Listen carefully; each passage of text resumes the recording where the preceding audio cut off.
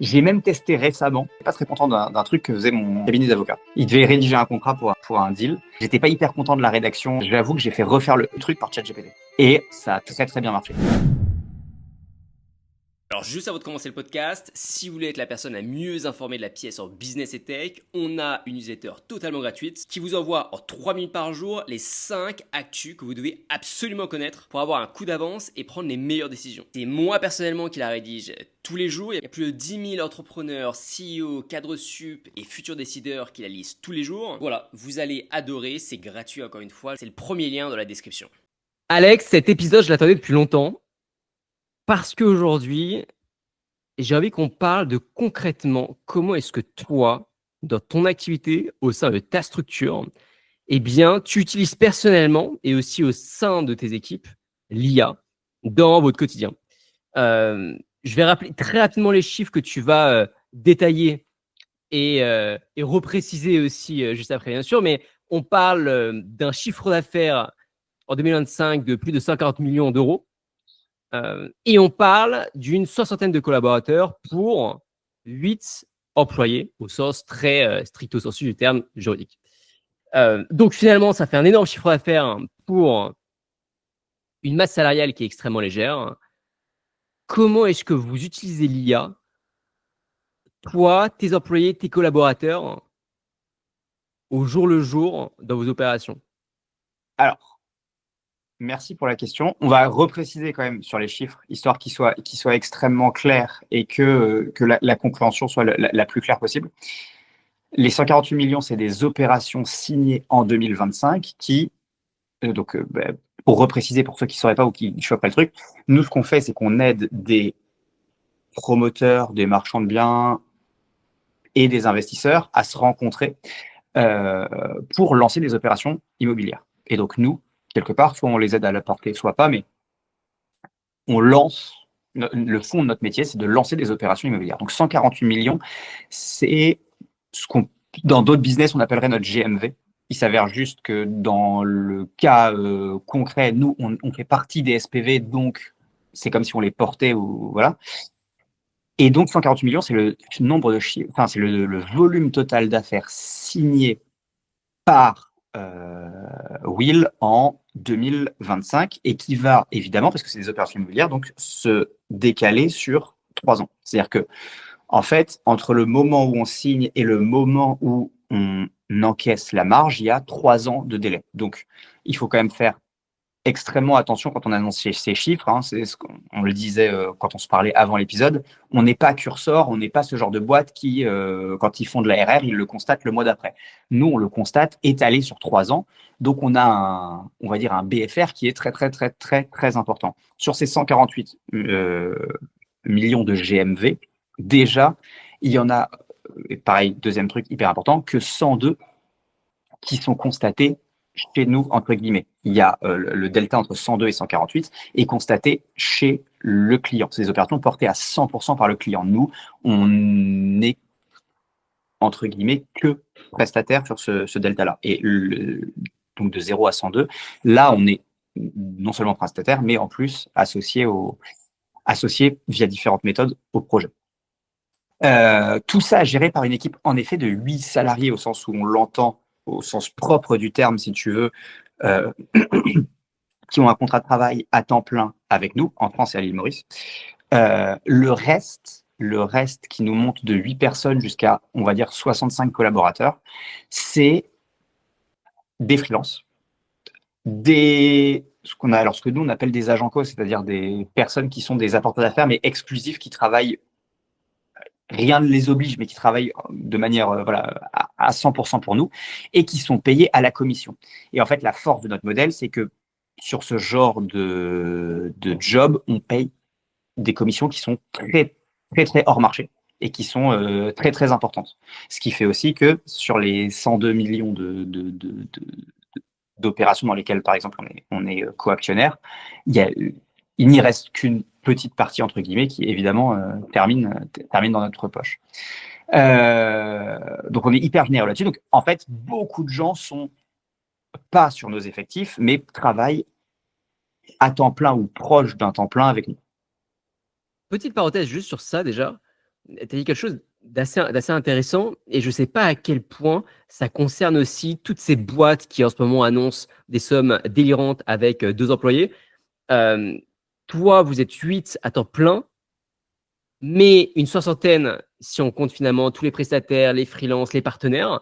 À Ouais. quel point des cursors, ou même d'ailleurs on a invité l'un des responsables de la croissance d'Arcades.io la dernière fois, Jedi, ils ont dit qu'ils étaient 5, à quel point ils sont 5 employés et 1250 freelance. Bon, je pense pas que ce soit dans ces heures de grandeur, mais on ne lui a pas posé la question. Euh, est-ce que toi, et après on pourra revenir dans ces histoires d'IA bien sûr, mais est-ce que tu as de la data sur ça? Est-ce que tu as des remontées? Est-ce que tu sais si les boîtes qui annoncent de tels chiffres avec aussi peu d'employés, est-ce qu'en fait c'est du brouillard, du camouflage pour cacher les armées de freelance derrière? C'est une excellente question. Je ne connais pas pour ces boîtes-là. J'ai évidemment pas de chiffres, bien que pour un prochain pod, on pourra demander si tu veux. Mais le sujet, il est un peu toujours le même. C'est-à-dire que à une époque, la mode, c'était d'avoir plein d'employés. Et donc, dès que tu avais un employé, tu le rajoutais. Dès que tu avais un freelance ou tu vois, un mec qui n'était ne serait-ce qu'à 10% avec toi, tu le rajoutais dans tes équipes. Ce qui faisait gonfler massivement ta masse d'employés. Aujourd'hui, la mode, c'est d'expliquer que tu es capable de faire des chiffres délirants avec très, très peu d'employés. Et donc, à l'inverse, tu maquilles dans le sens inverse, c'est-à-dire dès qu'il y a un mec qui n'est pas purement un vrai CDI 100% temps plein, on ne le compte pas dans l'équipe. Et en fait, ça dépend vachement des modes. Je pense que comme tout, la réalité, elle est entre les deux. C'est pour ça que moi, j'essaye d'être le plus transparent possible en disant, bah voilà, certes, on est peu on payroll, tu vois, réellement, mais par contre, on est beaucoup quand même pour réussir à accomplir le job, si tu veux. Parce que tu es malheureusement un peu obligé. Je te donne un exemple, mais j'aimerais te raconter qu'on a une IA qui scanne toute la journée, tu vois, l'ensemble du territoire français et que les opportunités immobilières, elles remontent sans même qu'on ait à faire quoi que ce soit. La réalité, c'est que oui, on a des outils. Oui, on a des outils de pige automatique sous IA et tout ce que tu veux. Oui, ça marche. Cependant, à un moment, ce qui est vraiment off-market, ce qui tient du réseau, les vraiment très, très, très bons deals, ne serait-ce que pour rentrer en contact avec ces personnes-là, tu as encore besoin d'apporteurs d'affaires. Alors oui, les apporteurs d'affaires ne sont pas on payroll, mais quand ils t'envoient 15, 20 projets par an, bah, c'est quasi, enfin, tu vois, c'est quasiment comme si tu avais les personnes, tu peux les avoir 2, 3, 4 fois par semaine au téléphone. Donc, c'est quasiment comme s'ils faisaient partie de l'équipe. Donc, c'est pour ça qu'il faut toujours, je pense, nuancer. Et c'est ce qu'on a toujours essayé de faire sur le podcast, c'est-à-dire d'être le plus précis possible de manière à ne pas vendre à la fois un rêve ou ne pas vendre, tu vois, des trucs qui ne sont pas proches de la réalité. La réalité, c'est que oui, aujourd'hui, via différentes méthodes, mais pas que l'IA, via le freelance, via l'automatisation, via évidemment un peu d'IA, via des modèles où tu vois, tu essayes de, comme je disais, nous, on a trouvé un modèle où les gens qui arrivent à monter des dossiers sont mieux rémunérés que s'ils étaient salariés. Bon, ça nous a permis de ne pas avoir de salariés au sens propre du terme. Pour autant, les gens sont très, très bien rémunérés pour ce qu'ils font.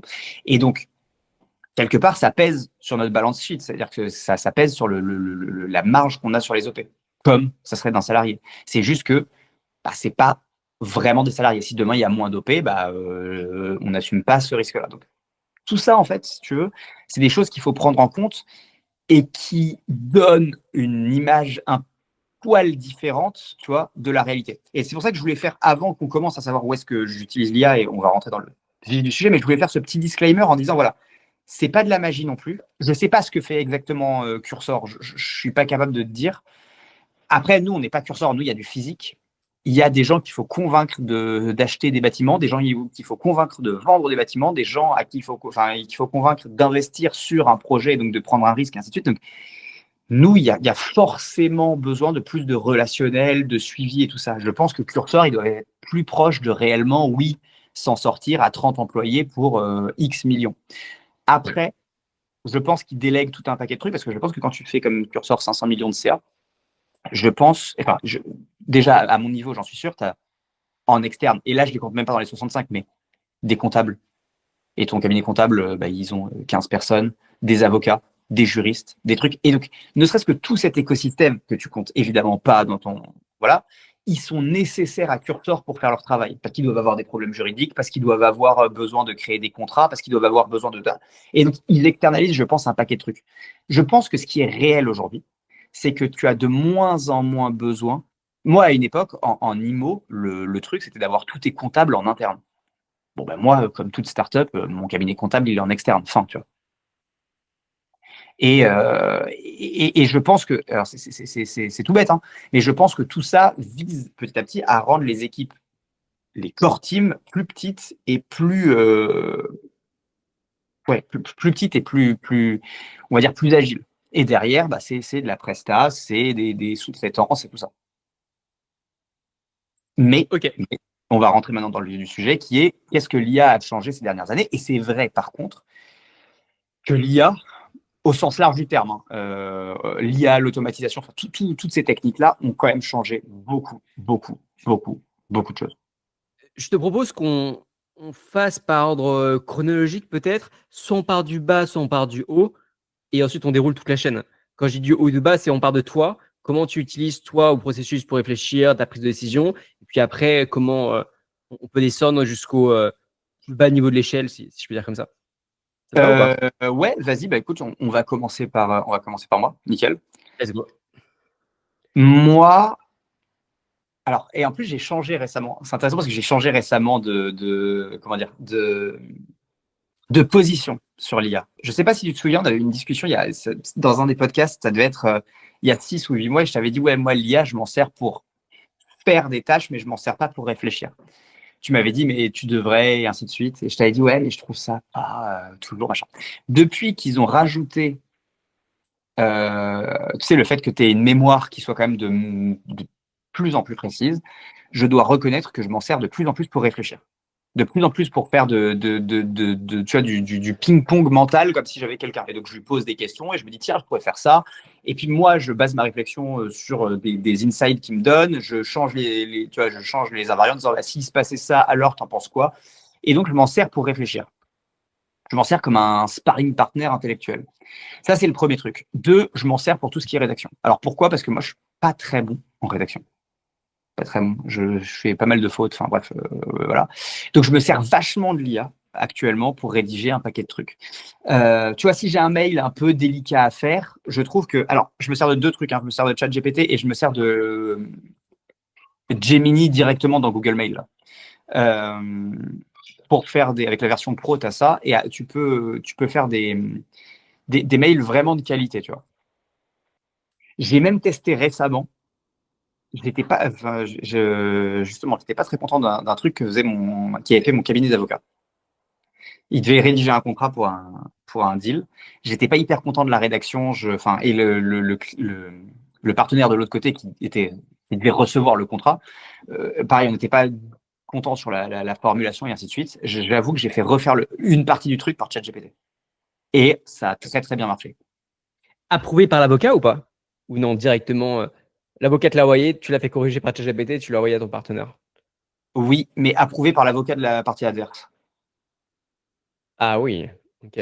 Et là, je dois reconnaître que c'était la première fois. Normalement, je le fais pour rédiger des trucs à moi, tu vois, des mails, tu vois. C'est quelqu'un que je connais pas bien, je veux vraiment une belle formulation, je lui fais reformuler, je vois que c'est mieux, je touche 2-3 trucs, j'envoie, bon, voilà. Mais là, pour la première fois, c'est un contrat, il a été approuvé par l'avocat de l'autre côté. Donc ça a été pour la première fois sur. Alors attention, hein, toujours pareil, je suis hyper précis. Sur un petit bout, sur un point précis et spécifique, il a fait un meilleur taf qu'un humain. Je ne sais pas si je lui aurais confié tout le contrat, je ne sais pas si je lui aurais confié toute l'affaire, mais sur le point en question, ChatGPT a vraiment été plus efficace et a mieux compris la demande. Et ça, tu l'as dit à ton avocat après? Ouais, bien sûr, on en a parlé. Ouais. Ok. Et il a dit quoi? Lui, il a compris le truc. Il était un peu emmerdé parce que j'avais quand même payé pour le truc à base. Hein. Mais il a plutôt bien pris le truc en mode c'est hyper intéressant. Ok. Après, pour être très honnête, j'en ai discuté avec le patron de la boîte d'avocats que je connais, qui n'était pas la personne spécifique qui avait rédigé le truc en question. Donc, moi, j'ai remonté au mec que je connaissais, qui est le patron du cabinet. Tu sais, à partir sur ça, moi, je viens d'une famille d'avocats et c'est hyper intéressant de voir qu'en fait, l'IA s'insère mais partout. Alors que le monde des avocats, c'est quand même un monde qui ne bouge pas, hein. C'est un monde qui est fixe, il y a aucune innovation. J'abuse un peu, mais c'est extrêmement compliqué pour faire approuver les choses par le barreau. Hem et ChatGPT, mec, tout le monde l'utilise maintenant. Tous les avocats, du moins de ma famille et aussi leurs proches, l'utilisent petit à petit, commencent à s'en servir et même mon père, hein. Mon père là, qui a 72 ans, qui exerce toujours en tant qu'avocat, il s'y met, il est bluffé par les résultats qu'il peut obtenir. Donc, idée d'épisode aussi peut-être, en faire venir un avocat pour, expliquer concrètement, tu sais, par métier, faire venir un avocat, faire venir Carrément. un marketeur, ce que tu veux, en disant: «OK, concrètement, comment est-ce que vous utilisez l'IA dans votre activité?» Je pense que ça Non, pourrait mais être c'est clair. intéressant. C'est clair. Et si tu veux, bah, moi, là, j'ai réussi à. Enfin, j'ai vraiment eu un bon retour. Et je crois que c'était la première fois que j'avais un retour qui était vraiment concrètement meilleur. Tu vois, pas de OK. discussion possible. Le truc passait pas, on a utilisé l'IA, le truc est passé. Tu vois, Et l'IA, tu as utilisé l'option payante ou pas? Ou tu restes sur l'option gratuite? non, non, non, non, j'ai utilisé, on a un compte pro, mais je sais même pas si c'est ça qui aurait fait la différence. Mais oui, peut-être, on a utilisé l'option pro pour être très précis.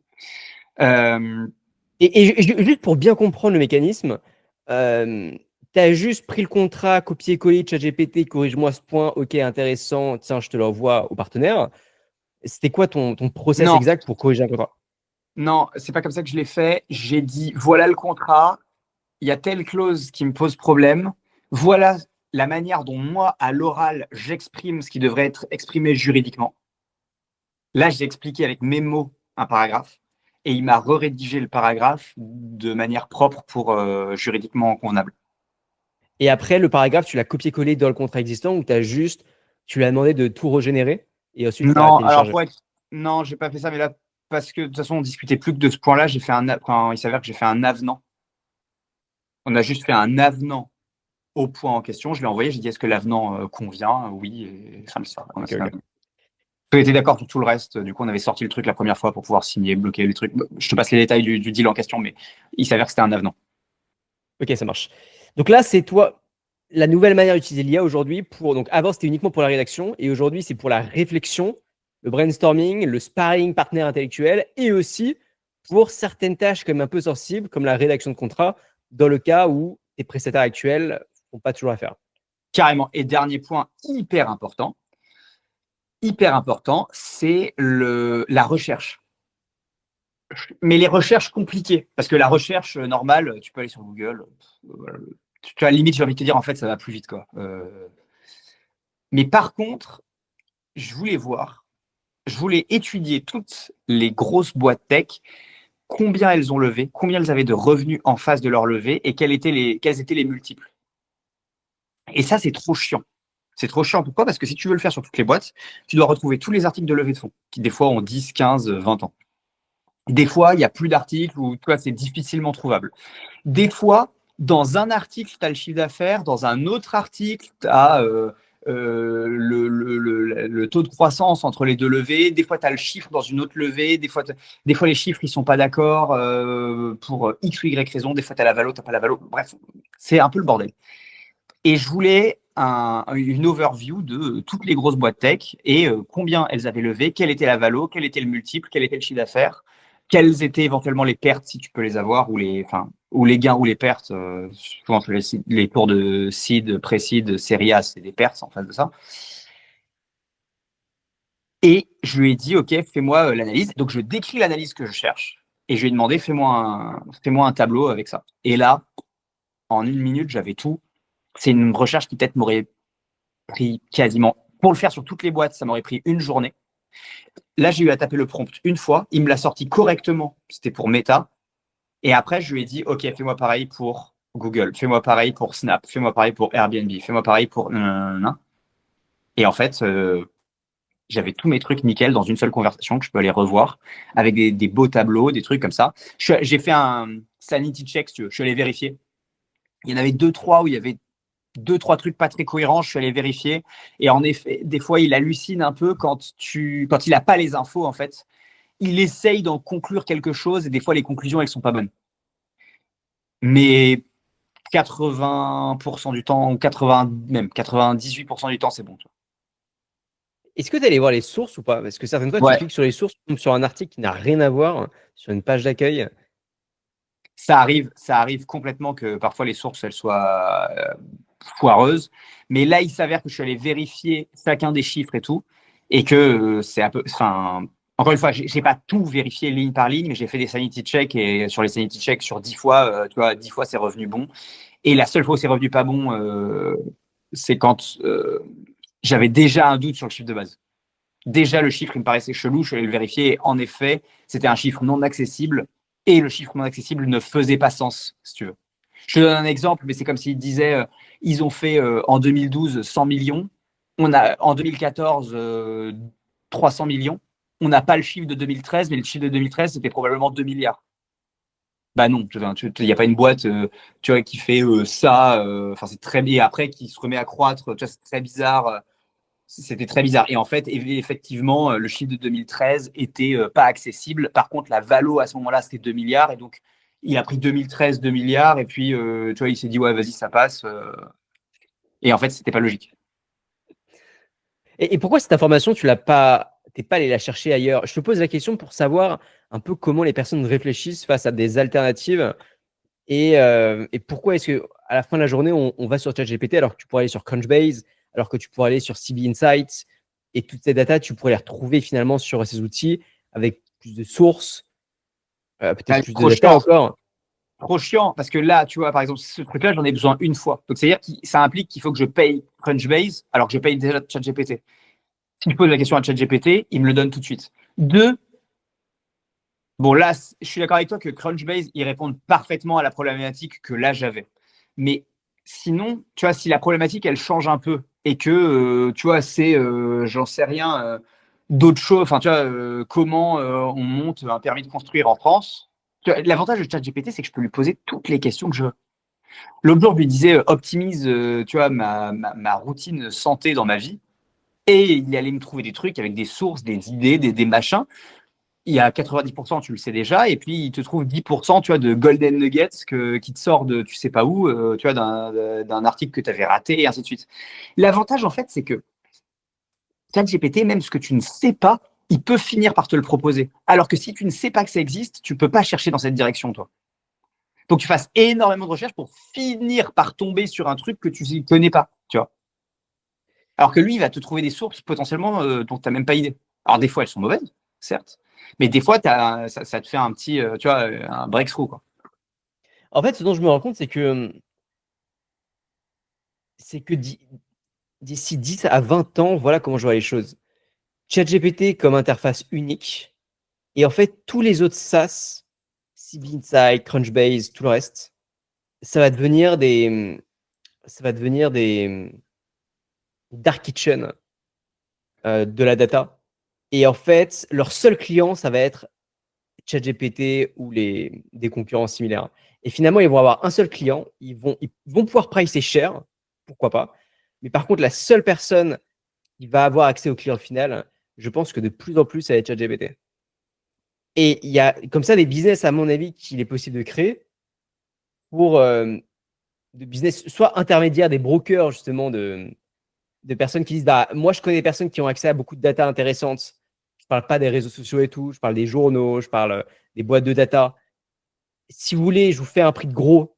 Ça existe ça déjà dans le SaaS, des personnes qui vendent en gros des accès à des SaaS, à des très, très grosses boîtes et qui ensuite vendent ça directement à ChatGPT. Donc, soit des intermédiaires pour faciliter le travail des IA, soit carrément des boîtes uniques qui vont se construire day one avec immédiatement comme business model. En fait, on va avoir un seul client, ça va être ChatGPT. Et notre seul travail, c'est de récupérer la data qui est hyper pertinente, hyper sourcée, qu'on trouve nulle part ailleurs. Et en fait, personne n'y a accès. Le seul client, c'est ChatGPT, point final. Et ça, le vendre assez cher. Je suis d'accord avec toi, mais du coup, tu as des business, c'est totalement possible, hein, mais tu rentres dans un monde de business ultra risqué. C'est que le jour où ChatGPT décide qu'il change de fournisseur, ou tu vois, enfin, aussi simple que ça, juste il change de fournisseur, tu es dans une merde noire, quoi. Parce que tu ne maîtrises plus ta distribution. Déjà, on disait oui, quand tu es avec Google, Facebook, que tu dépends de la pub, tu maîtrises plus vraiment ta distribution, mais tu l'as maîtrisée encore. Tu pouvais changer de plateforme, tu pouvais te dire bah, maintenant je vais faire du physique, du machin, du truc.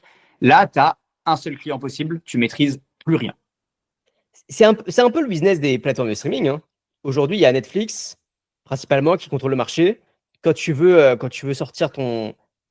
J'écoutais Oussama Hamar, il y a 1 an, parler de ça, justement, en disant qu'en fait, c'est une mafia, le truc. S'il dit non, bah, tu vas voir qui? Après, le truc, je suis d'accord avec toi, entièrement d'accord avec toi et avec lui, mais la production d'audiovisuel a toujours été plus ou moins, on avait fait un épisode dessus sur les networks de musique et tout, ça a toujours été plus ou moins une mafia quand même. Ça a toujours été si l'élite dirigeante te dit non, t'es niqué. Et je pense qu'au contraire, aujourd'hui, on n'a jamais été aussi, enfin, les créateurs n'ont jamais été autant en position de force parce qu'à minima, ils peuvent passer. Tu veux faire un documentaire, bah, tu passes par YouTube. Si ton documentaire, il fait 2 millions de vues sur YouTube, si tu es vraiment bon et qu'il fait 2, 3, 5 millions de vues sur YouTube, tu auras toujours quelqu'un qui viendra te signer. Ce sera peut-être pas Netflix, ce sera peut-être Amazon, ce sera peut-être Apple TV, ce sera peut-être Canal+, ce sera peut-être ce que tu veux, mais tu finiras par avoir quelqu'un qui te signe. Et est-ce que si toi, il existait le ChatGPT de la data, c'est-à-dire en gros accès gratuit ou pour pas très cher, et par contre qui est juste spécialisé sur la data, de manière très large, data startup, si tu veux. Ouais. Comme ça, c'est un peu spécifique. Est-ce que tu resterais quand même sur ChatGPT en mode en fait, ça me suffit, j'ai déjà payé, let's go? Ou alors tu te dirais, ah ouais, non, même si c'est un poil plus cher, je vais quand même aller ailleurs. Là, il y aurait moyen de me faire bouger, je pense. Okay. Si vraiment j'avais un truc, tu veux dire, en fait, il n'y a pas de LLM pour juste bien comprendre le produit. Il n'y a pas de LLM, c'est juste de la data un peu brute, mais quand même mise en forme. Mais par contre, je peux demander, et ça me sort tous les rapports data par rapport à une situation. Donc, je reprends mon exemple de levée de fonds versus taux de croissance. Si, pour le coup, c'est vraiment le ChatGPT, donc LLM. Tu lui demandes ce que tu veux, même interface, niché, un peu plus cher, mais surtout, tu n'as pas du tout l'habitude d'aller sur cet outil-là. Toi, tu es habitué uniquement à ChatGPT, tu lui demandes tout, toutes tes équipes sont branchées là-dessus. Par contre, tu sais qu'il existe un autre outil qui, lui, est uniquement centré sur la data. Tu pourrais basculer ou pas? Ouais, je pense que je pourrais basculer. Si le produit est vraiment bon, je pense que je pourrais basculer. Mais par exemple, tu vois, j'arrive pas à basculer sur Perplexity. Perplexity, j'ai du mal à comprendre le. Alors, encore une fois, je vais peut-être changer parce que je t'avais fait une réponse complètement différente sur ChatGPT il y a quelques mois. Donc, j'ai peut-être changé sur Perplexity. Mais aujourd'hui, Perplexity, moi, j'ai du mal à me dire que c'est complètement pertinent, tu vois. Je vais pas consommer des news comme ça. Tu vois, j'ai un peu de mal. Alors, j'ai pas le pro de Perplexity, donc tu pourrais me dire, ouais, mais parce que, bon, du coup, t'as pas investi dessus. Et j'étais sur la version gratuite. Mais bon, je sais pas, tu vois, j'ai plus de mal à passer. Ok. Ça, c'est mon échelon, on va dire. Ensuite, tu as l'échelon hyper important qui, là, pour le coup, on revient sur le sujet de base, qui nous a permis de gagner énormément de temps, qui est l'échelon automatisation. Là, c'est là où il y a vraiment du changement, quand même, par rapport à une boîte normale. Nous, notre job, c'est beaucoup tu reçois des pièces, il faut les analyser, il faut que tout le monde ait les bonnes pièces, il faut que les investisseurs, les faiseurs, les machins, tout le monde soit sur la même longueur d'onde et ainsi de suite. Donc, il y a toute une partie gestion, tu vois, logistique quasiment de l'information. Ça, pour le coup, avant, c'était des assistants ou secrétaires, ou enfin, je sais pas comment il faut dire, tu vois. Aujourd'hui, ça a zéro valeur ajoutée. Aujourd'hui, c'est des drives, des automatisations. Alors, nous, c'est pas Dream, mais ça pourrait être ce que tu veux. Et pareil pour les clients entrants. Tout ce qui est client entrant, automatisé, machin. Ce qui fait qu'on n'a pas besoin de gestionnaire en interne. On a les apporteurs d'affaires. Tout est automatisé de l'apporteur d'affaires externe jusqu'à la personne en interne qui gère le dossier en question. Tout ça est automatisé. Encore une fois, nous, c'est pas Dream, ça pourrait être Make, ça pourrait être Zapier. Donc là, on parle d'automatisation, on parle pas forcément d'IA, là. On parle pas forcément d'IA, mais je les mets un peu dans la même catégorie, dans le sens où ta question, c'était comment vous faites pour faire du chiffre d'affaires en étant très peu. C'est quand même une des grandes raisons.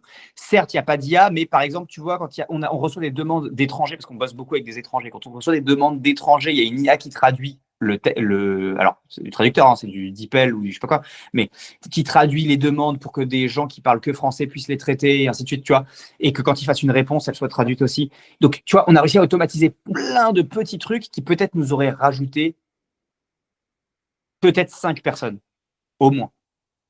Et là, pour le coup, je pense qu'on a eu un vrai gain de trucs. Et c'est ce que disait Jedi la semaine dernière. Quand il disait, nous, on a réussi à automatiser plein de trucs. Alors lui, c'était sur les factures. Et c'est vrai, si tu veux. C'est-à-dire qu'aujourd'hui, tout ce qui est mouvement de documents qui, à l'époque, prenait le taf d'une personne, aujourd'hui, coûte 29,99 d'outils, quoi. Et ces personnes-là, maintenant, ils font quoi? Toutes les personnes qui étaient dédiées à ce type de tâches, tu sais comment ils ont évolué? Elles ont évolué ou pas? Non, je peux pas dire parce que nous, on n'en a jamais vraiment eu. Parce qu'au début, on était trop petits, donc on gérait nos trucs tout seul. Et puis, plus on a grossi, plus on a automatisé. Parce que ça a toujours. Enfin, parce que déjà, Zapier, ça existe depuis bien avant qu'on commence. Donc voilà. Mais par contre, moi, ce que je peux te dire avec certitude, c'est que chez les boîtes traditionnelles, il n'y a toujours pas d'automatisation sur ces sujets-là. Le niveau. Alors, encore une fois, je parle du monde de l'immobilier, je mets de côté peut-être l'industrie, machin. Il y a plein de trucs que je ne connais pas. Mais dans l'immobilier, tu montes une boîte d'automatisation. Juste, tu fais du make ou du pipe dream pour l'immobilier, mais tu as, un business gigantesque. Hein. Gigantesque. Tu as littéralement des milliers de boîtes. Littéralement des milliers de boîtes qui n'utilisent pas ça. Mais sur quel process? Facturation, mais quoi d'autre? Alors, je ne pensais même pas à la facturation, mais tu as raison sur la facturation, mais l'envoi de documents, la réception de documents, le classement de documents propres, les justificatifs de comptabilité, parce que c'est un métier où tu dois justifier, tu sais, à ta compta tout un ensemble de trucs. Et c'est des papiers, c'est des oui, monsieur est bien passé faire les travaux à tel moment. Il y avait un acompte de temps, maintenant il faut payer le solde de temps. On a bien vérifié que c'était. Enfin, tout ça, c'est de avance. Et encore aujourd'hui, dans beaucoup de sociétés, c'est plusieurs assistants ou assistantes qui passent leur journée au téléphone à dire oui, c'est bon, ça a bien été fait, j'ai bien le document, je vous l'envoie, je vous le mail, je vous le machin. Tu vois, c'est juste ça, quoi. Et là, on arrive à avoir là-dessus des gros gains de productivité parce que tu passes de quelqu'un, c'est toujours pareil, tu passes de quelqu'un, même s'il est pas énormément payé, mais tu passes de quelqu'un qui, ne serait-ce, prenons le minimum, il te coûte le SMIC, tu passes de quelqu'un qui, en fait, tu vois, en SMIC chargé, plus un bureau, plus un ordi, plus nanana, plus ici, ça, te coûte, je sais pas, 2200, 2300 euros par mois, tu vois, et ben, à 29 euros. Et si tu en as 5, bah, c'est toujours 29 euros. Alors, il y a des crédits à payer tu vois, supplémentaires. J'en sais rien. Mais même si ça te coûte 500 balles par mois, tu vois. Je crois que nous, on est sur la version la plus premium du truc. On doit être à. C'est même pas 500 balles par mois. Je me demande si c'est pas 500 balles par an ou un truc comme ça. Je sais plus. Honnêtement, je sais même pas. Mais tu vois, tu es, à des années-lumière du même niveau de dépense. Des années-lumière. Idem pour les équipes tech, avec tout ce qui est copilote et tout ça. Alors, là où je suis d'accord, c'est que nous, on va arriver après sur notre outil custom, mais tu peux pas, sur un outil custom, remplacer, aujourd'hui en tout cas, tes équipes tech par juste de l'IA et du vibe coding. Bon, il s'avère que probablement j'ai tort parce que tu as vu la dernière actualité, un mec en faisant du vibe coding qui a vendu sa boîte 80 millions. Non, il y avait quand même des employés dans la boîte. Hein. Ouais, Je suis allé voir, je sens que c'était 6 employés. Et à mon avis, c'est pas. Le vibe coding, la vraie définition du vibe coding, c'est on laisse faire l'IA. Et ensuite, c'est bon, le produit est shippé et c'est fini. Mais en fait, on se rend vite compte pour avoir discuté avec pas mal de tech qu'en fait, c'est un enfer hein, parce qu'il y aura une coquille. Et sauf que pour changer cette coquille, il va falloir tout refaire. Et donc, le vibe coding, généralement, c'est toi qui t'amuses parce que tu as un beau front-end qui apparaît. Mais après, dans le back, il faut tout recoder de A à Z. Et ce qui marche bien, par contre, c'est le coding assisté. Ça, pour le coup, c'est. Ouais. De toute façon, c'est aujourd'hui, si tu veux être compétitif, c'est impossible, impossible autrement. Il y a deux options. C'est soit tu as moins de devs qui sont assistés et donc tu es plus compétitif en termes de dépenses sur ta boîte, soit tu continues à dépenser la même chose, mais tes devs sont plus compétitifs, donc tu vas plus vite. Ça dépend de ton marché, ça dépend de plein de trucs. Mais aujourd'hui, le coding assisté, tu peux plus t'en passer. Ensuite, nous, derrière, alors après, ouais, on va passer à ça. Ensuite, nous, on a notre outil custom, où là, c'est très spécifique à nous. On utilise l'IA et notamment du prédictif et ce qu'on appelle de l'optimizer. En gros, l'optimizer, c'est tu donnes à un algo une problématique à résoudre en fonction d'un optimum, c'est-à-dire en fonction de points de pondération par rapport à une problématique donnée. Chez nous, en règle générale, la problématique donnée, c'est trouve-moi l'optimum entre la satisfaction du client, qui est possible de faire grâce à la loi, et le meilleur rendement financier. Et on met ces trois problématiques, et ces trois problématiques, on trouve un optimum sur ce qu'on appelle la programmation, c'est-à-dire en gros, qu'est-ce qu'on fait du bâtiment. Je te donne un exemple. On va construire une tour, il y a 90 logements à l'intérieur de cette tour. C'est un cas qu'on est en train de signer là autour de Paris. 90 logements à faire autour de Paris. Je ne donnerai pas l'endroit exact évidemment, mais une tour, il y a un peu de logement social, un peu de logement classique, plusieurs acteurs, un financier, machin. Et la méthode classique, c'est d'y aller en disant bah voilà ce qu'on pourrait faire. Ah, moi j'ai telle idée. Ah, bah moi il y a ça. Ah, mais attends, j'avais pas lu le PLU. En fait, on peut pas faire ça. Non, et en fait, ça prend énormément de temps. Nous, on a filé à la machine, on a filé tous les invariants, le PLU. Donc, tu as une IA qui lit le PLU. Tu as tout ce qu'on a comme ressources. Enfin, on file toute la data.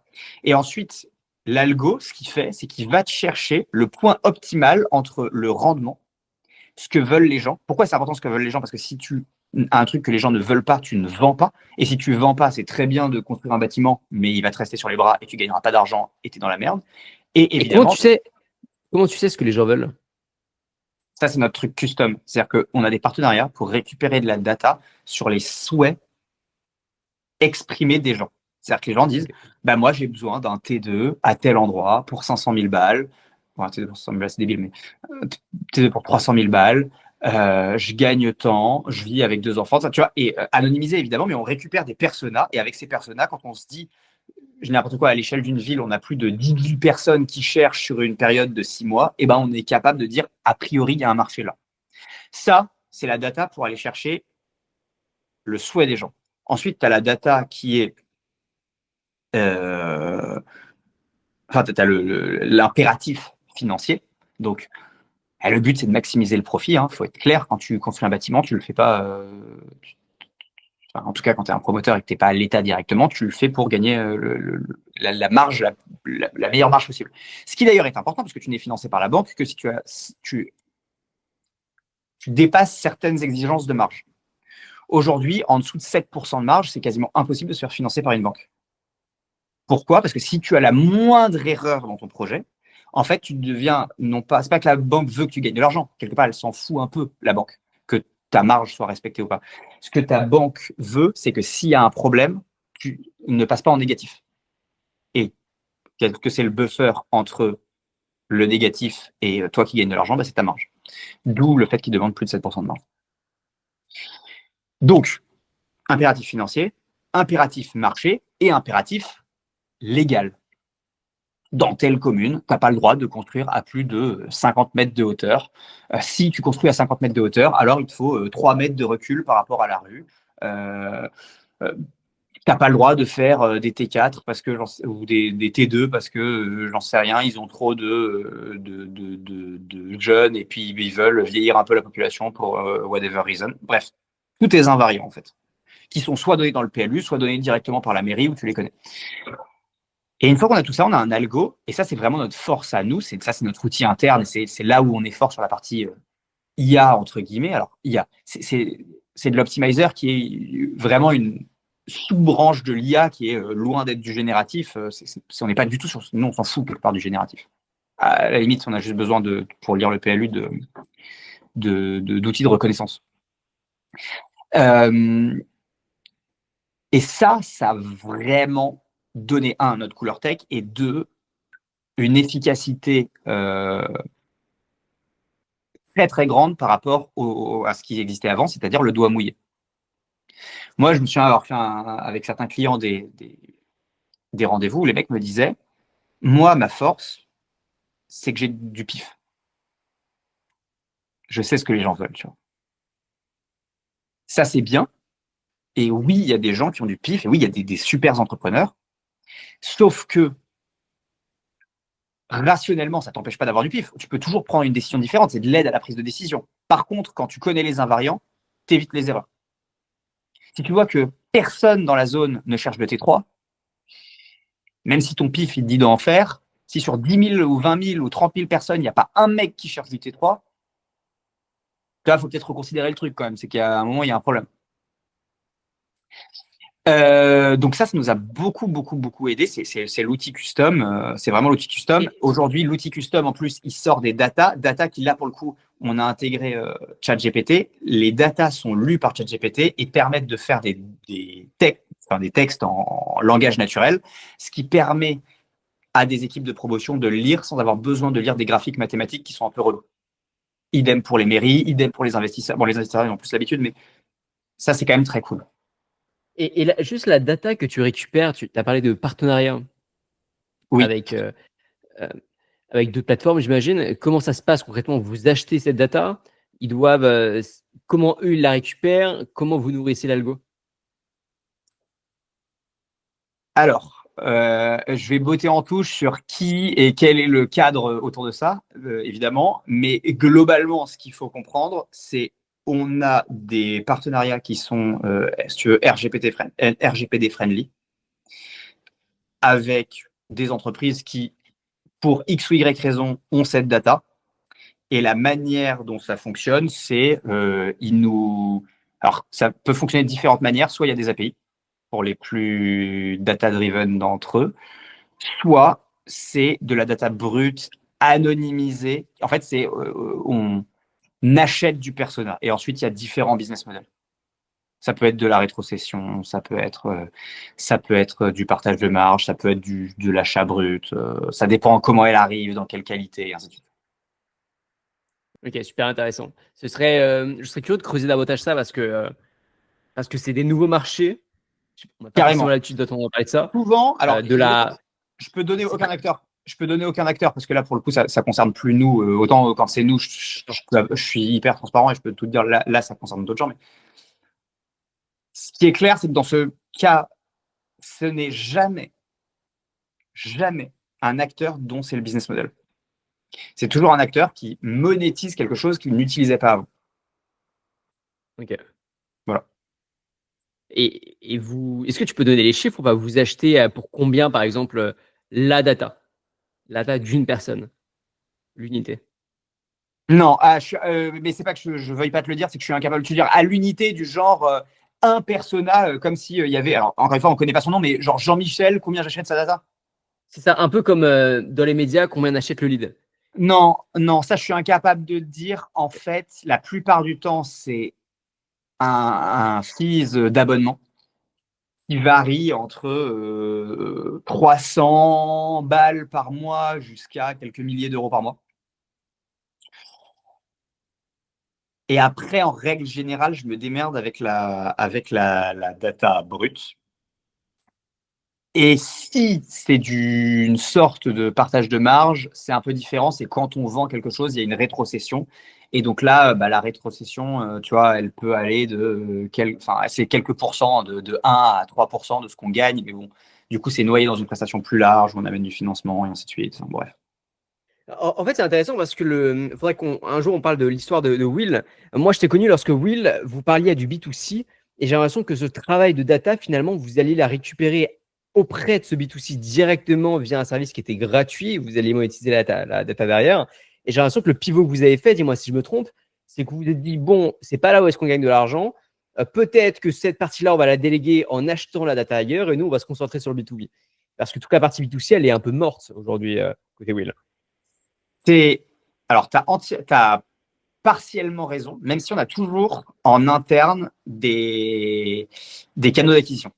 On a toujours des canaux d'acquisition qui sont plus faibles que ceux qu'on peut acheter à l'extérieur, mais on ne dépend pas à 100% de l'extérieur. Ça marche. Okay. Il y a ceux que tu vois, ceux que tu viens d'évoquer, qui existent toujours. Et il y en a d'autres via différentes méthodes aussi. Ok. Voilà. Pour terminer, peut-être, donc là, tu as parlé de toutes tes équipes, même les équipes tech. Est-ce que tu vois d'autres usages au quotidien de l'IA qui vous font gagner du temps ou pas? Oui, j'en ai un dernier. Qui est la pige automatique. Ok. Tu expliques ce que c'est? Oui, je peux t'expliquer exactement ce que c'est. C'est en gros tout ce qui ressemble à une bonne opération de promotion immobilière. Dès qu'elle tombe quelque part sur Internet sur des sites qu'on vérifie, ça envoie une demande à soit de nos agents co, soit de quelqu'un dans l'équipe, pour aller vérifier. Alors ça, c'est un truc, c'est pas, ça a toujours existé, sauf que maintenant avec l'IA, c'est beaucoup plus précis. Tu peux analyser les images, tu peux analyser le texte, tu peux faire plein de trucs. Et donc nous, en interne, on a un outil qui te permet de savoir où est-ce qu'il y a une opération qui peut potentiellement être intéressante. Voilà. Et est-ce que dans les brainstorming d'équipe, vous utilisez l'IA aujourd'hui? Est-ce que dans la prise de décision, non pas personnelle, mais en équipe, vous utilisez l'IA? Est-ce que dans vos réunions, lorsque vous posez tout autour de la table, vous avez un écran géant avec l'IA qui écoute tout et tout le monde se tourne du côté de l'IA pour lui demander ce qu'il pense de cette discussion ou son avis sur le sujet abordé lors du débat? Ou non, pas encore? Non, pas encore. Ce qui se passe par contre, pour être, j'avais oublié ça, parce que pour moi, c'est pas hyper important, mais on a évidemment la prise de notes sous IA. Ok, ouais, bon, logique, Bon, ça c'est. c'est logique, c'est évident, mais je le précise quand même. Mais par contre, on n'a pas un truc où on se dit, tiens, on laisse l'IA run, tu vois, pendant un meeting d'1 heure et à la fin, on lui dit, ouais, qu'est-ce que tu en penses et tout. Pourquoi pas? Non, moi, en règle générale, tu vois, pour la prise de décision, j'ai fait mes recherches avant, j'ai bossé éventuellement avec l'IA. Pour autant, je ne vais pas l'amener en réunion. Et pourquoi pas? C'est une bonne question à laquelle j'ai vraiment pas de réponse. C'est instinctivement, on l'a pas fait. Mais j'ai pas Ok. une bonne réponse à te donner. J'ai pas, tu vois, je peux pas dire ah on l'a pas fait parce que. Non, mais justement, c'est hyper intéressant de voir les Non mais réflexes aujourd'hui. c'est clair que on pourrait tester une réunion, tu vois, où derrière on la questionne en disant qu'est-ce que tu as pensé de nos décisions et tout ça, de nos réflexions, de tout ce que tu veux. Et dernière question, là, dans les prochains mois, comment est-ce que comment est-ce que vous comptez au sein de la boîte implémenter l'IA, que ce soit pour des tests ou alors sur des tâches très spécifiques, pour aller plus vite, obtenir plus de résultats? Est-ce que tu as déjà des pistes de réflexion, des personnes qui sont en travaux là-dessus? Alors déjà, on est en train l'outil dont je t'ai parlé interne, on est en train de le faire évoluer pour qu'il passe de l'échelle du bâtiment à l'échelle du quartier entier. Ça, c'est quand même un gros. Alors là, je le dis en 2 secondes, mais c'est quand même un giga chantier qui est assez complexe. Ensuite, on a un test qui va commencer.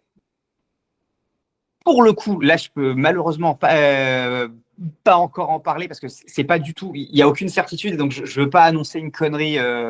Tu vois, on est en réflexion pour un projet. Pour le coup, vraiment dimensionnant qui prendrait en compte l'IA avec des partenariats et tout. Là, c'est pas que nous. Il y a pas mal de parties prenantes. Et donc, c'est un truc qu'on est en train de bosser. Donc, j'espère qu'on fera une vidéo épisode 2 sur le sujet de comment on utilise l'IA sur ce projet bien précis. J'espère qu'on pourra le faire vers la rentrée.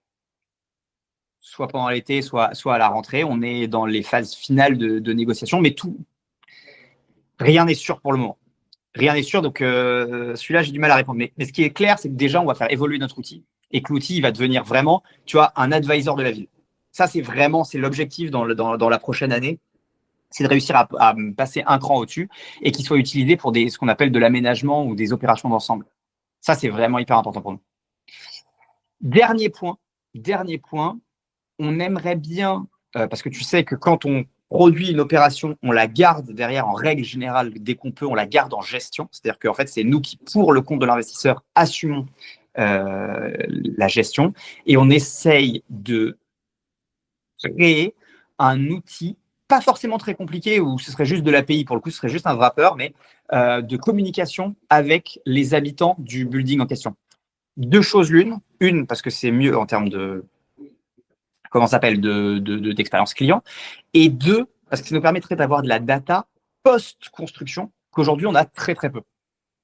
Enfin, ou en tout cas, la faire remonter est un peu fastidieux. On arrive à le faire quand on a la gestion, mais pas hyper simple. Je pense qu'on pourrait Ça, être. je pense que c'est un énorme marché, ça, pour le coup. On a tous les deux écouté l'interview d'Adam Newman sur le podcast A7Z. Et c'est son gros projet en ce moment. Et je pense qu'en effet, personne n'a vraiment attaqué cette problématique de communauté, mais déjà dans des bâtiments, communauté physique. Et même, moi, je me rends compte de ça, même en Asie, alors qu'on a des condos. Les condos, c'est quand même assez chaleureux. Il y a des énormes piscines, des salles de sport énormes. Donc, c'est quand même des tours qui sont bien mieux aménagées qu'en France. Personne ne se parle. On ne connaît pas nos voisins.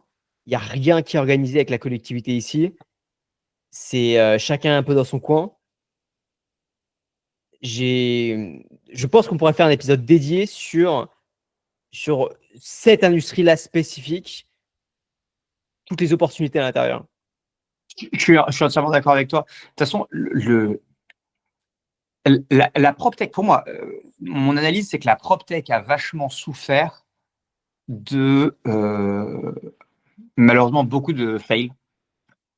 WeWork, même si moi j'aime bien le mec, mais actuellement, bon, ça a quand même été compliqué. Tu vois, il y avait Open Door, il y avait toutes ces boîtes-là, Compass, qui ont eu, alors elles sont pas mortes, hein, celles-là, mais elles ont eu des passages très compliqués. Et il n'y en a pas une PropTech qui a réussi. Alors, ça dépend où est-ce qu'on met Airbnb, mais mettons Airbnb un peu de côté parce qu'elle est à mi-distance entre l'hôtellerie et la vraie PropTech au sens de là où tu habites, tu vois, ce genre de truc. Il y a eu du mal je pense, à passer à un niveau vraiment supérieur. Et ça, je pense que du coup, ça a freiné un peu beaucoup d'innovateurs d'aller dans ce marché-là. Et c'est pour ça qu'aujourd'hui, Newman, à ce niveau-là, il est quasiment seul, à ce niveau de volume.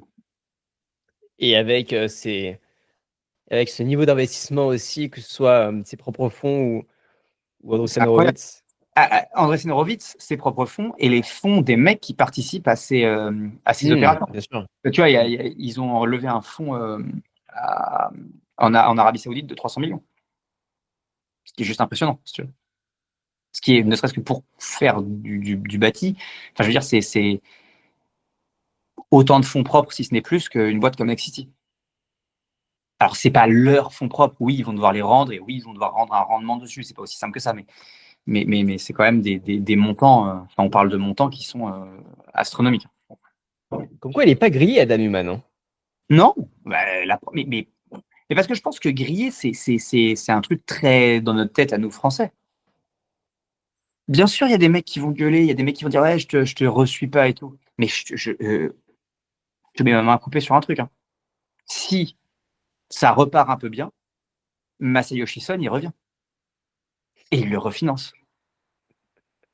Parce que je pense que la question, c'est pas est-ce que tu as. Enfin, tu vois, quand tu as un vrai escroc qui a piqué dans la caisse, oui. Adam Newman, c'est juste qu'il a overspend complet.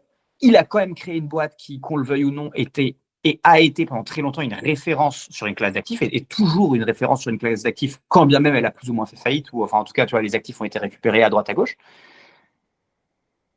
Et après, il est voilà, C'est juste son BP qui était pas bon, quoi. Voilà. Il y avait Et après son départ, ce qui a choqué les gens, c'est son départ quand il a demandé 1 milliard pour partir.